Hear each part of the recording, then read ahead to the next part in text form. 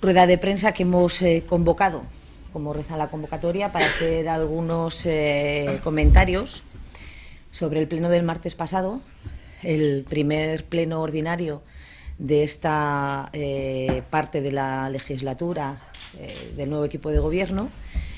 que nos permite hacer una serie de reflexiones sobre cómo está siendo este inicio de esta etapa de legislatura y sus conexiones con las razones que argumentaron el Partido Socialista y el Partido Regionalista para la interposición de la moción de censura. En el pleno del martes pasado hubo algunos asuntos que eran de carácter organizativo y sobre los que queremos hablar. En primer lugar, para analizar la propuesta que planteó el equipo de gobierno en cuanto a concejales liberados, y queremos hablar de ello porque contradice su anuncio de compromiso con la austeridad. En los días previos al pleno, el equipo de gobierno y en concreto la alcaldesa falseó los datos de concejales liberados de la anterior etapa de esta legislatura, los que tenía nuestro equipo de gobierno, porque dijo que iba a mantener los 6 concejales liberados que tenía el equipo de gobierno del Partido Popular. Un dato falso, porque el Partido Popular tenía 5 concejales liberados, por lo tanto no ha habido un mantenimiento de este número, sino un aumento, ya que el nuevo equipo de gobierno cuenta con 6. En el fondo, esta es una mentira que tiene un recorrido muy corto, porque es muy fácil de comprobar, y nosotros pensamos que no han podido cumplir ese compromiso que decían que iban a adquirir en cuanto a tener un equipo de gobierno más austero, por la necesidad de dar satisfacción a todos los concejales que debían votar a favor de la moción de censura. Y en este punto quiero recordar que José Manuel Abascal, quien disfruta de la media liberación extra, fue quien en su día condicionó el sentido de su voto a una asamblea de militantes que finalmente nunca se celebró. Luego amagó, reculó y se liberó. Esa es la secuencia. Por otro lado, y también en cuanto a aspectos organizativos, no se nos ha respondido a una pregunta que nosotros hicimos en el Pleno, en nuestro turno de intervención, sobre la modificación del puesto de trabajo del jefe de gabinete de alcaldía. Una modificación que se produce, aunque por otro lado dicen que es un puesto que no tienen intención de cubrir, y eso pues ya lo veremos. La razón por la que se modifica este puesto está sin explicar, y nosotros pensamos que no tiene sentido hacer una modificación de este tipo para un puesto que no piensa ser cubierto, cuando, paradójicamente, los otros puestos de confianza, y me estoy refiriendo al de el gerente de deportes o el director de ADL, son puestos que en el organigrama del ayuntamiento también están descritos a jornada completa y están cubiertos a media jornada. Luego, si hay intención de cubrirlo, se podría cubrir a media jornada sin necesidad de hacer una modificación del puesto, y si no se piensa cubrir, pues se puede dejar el puesto como está. Nosotros recordamos en el Pleno, y es otra manera también de explicarlo, que cuando decidimos no cubrir la plaza del conductor de alcaldía, ni modificamos ni suprimimos el puesto, simplemente cuando tienes voluntad de no cubrirlo se deja hecho y ya está. Por lo tanto, falta una explicación ahí que nos parece que si se diera, pues podía explicar algunas cosas, pero estamos esperando todavía una explicación en este sentido. Y luego, en cuanto a los asuntos ya de gestión municipal, únicamente llevaron al Pleno 3 expedientes que proceden de la gestión de nuestro Gobierno, y la verdad es que ni en el Pleno ni en las comisiones que se van celebrando hemos podido conocer por parte del nuevo equipo de Gobierno cuáles son los objetivos que se tienen fijados para cada una de las áreas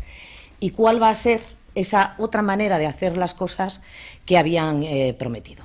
Ya dijimos en la moción de censura, el día del pleno de la moción de censura, que la única cosa concreta que habían mencionado era la revocación del pliego del contrato de basuras, y ya vemos que se va confirmando este asunto, Pero de todo lo demás, lo que hemos visto hasta la fecha, y más bien por los medios de comunicación,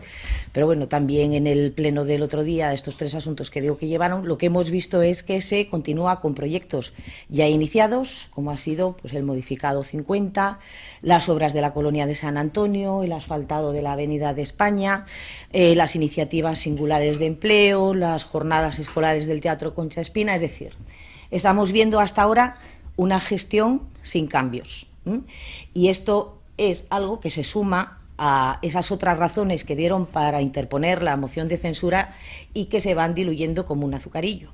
Porque si van a dar continuidad a los proyectos anteriores, tampoco aquí hay una razón para la interposición de una moción de censura. Hasta la fecha, ni más austeridad, ni arreglar es ni hace, ni cambiar proyectos. De momento, solo cambiar personas en contra de la opinión mayoritaria de los torrelaveguenses. Y haciendo repaso que estamos haciendo estos días de todos los anuncios, ¿no?, que van haciendo los concejales, pues con sinceridad, la única cosa concreta de un área específica que hayamos visto es ese anuncio del concejal de urbanismo del derribo de los edificios en ruinas cuyos propietarios sean los bancos o las entidades inmobiliarias, y además con un argumento que, si no fuera tan demagógico, podría producir risa, y es que lo vincula además a que es una iniciativa generadora de empleo. Nosotros en la próxima comisión de urbanismo le pediremos al concejal que cuantifique tanto el número de edificios en ruina que puedan pertenecer a bancos inmobiliarias y que por lo tanto puedan ser objeto de esta iniciativa, y también una estimación de la generación de empleo que se puede producir con esta iniciativa, porque los procedimientos de ruina son unos procedimientos reglados y por lo tanto hay que someterse a esa normativa. El último ejemplo que quiero poner de cómo decían unas cosas cuando estaban en la oposición, decían que harían cosas que ahora no se materializan, es algo que también preguntamos en el pleno de esta semana, y es que el PRC el año pasado nos pidió en varias ocasiones que esa parte proporcional de la paga extra del año 2012, que está ahora mismo en un proceso de decidir si procede la devolución o no a los funcionarios, pues nos insistió en varias ocasiones que lo devolviéramos de inmediato. Nosotros hicimos la consulta jurídica pertinente y a la vista de estos informes en los que nos advertían de la ilegalidad de hacer una devolución de estas cantidades, al menos en tanto el Ministerio de Hacienda no cambie su normativa o haya algún tipo de pronunciamiento judicial que la haga viable, hasta ese momento esta devolución no se puede hacer, pero lo que sí hicimos fue consignar la cantidad necesaria para que cuando se produzca este hecho y se convierta en legal la devolución, pues se pueda hacer con carácter inmediato. A pesar de todo esto y de que les dijimos que teníamos advertencias de ilegalidad por parte de los servicios jurídicos municipales, pues el PRC nos insistía en la devolución de inmediato de estas cantidades. Y cuando hemos preguntado que si ahora que gobiernan pensaban proceder a la devolución, pues han tenido que reconocer que los informes jurídicos lo impiden y que por lo tanto no lo van a hacer. Y es que, en definitiva, a la vista de lo sucedido en el pleno del martes, de lo que se trata en los órganos municipales o de lo que vamos conociendo a través de los medios de comunicación, pues no parece que se vaya a producir un cambio en las decisiones del anterior gobierno o de los proyectos que nosotros iniciamos, con lo que la razón para la moción de censura de momento sigue siendo una, que es la de quitarnos a nosotros para poner sellos. Esta es la valoración que hacemos del Pleno y estas conexiones que pensamos que tienen con las razones de la moción de censura.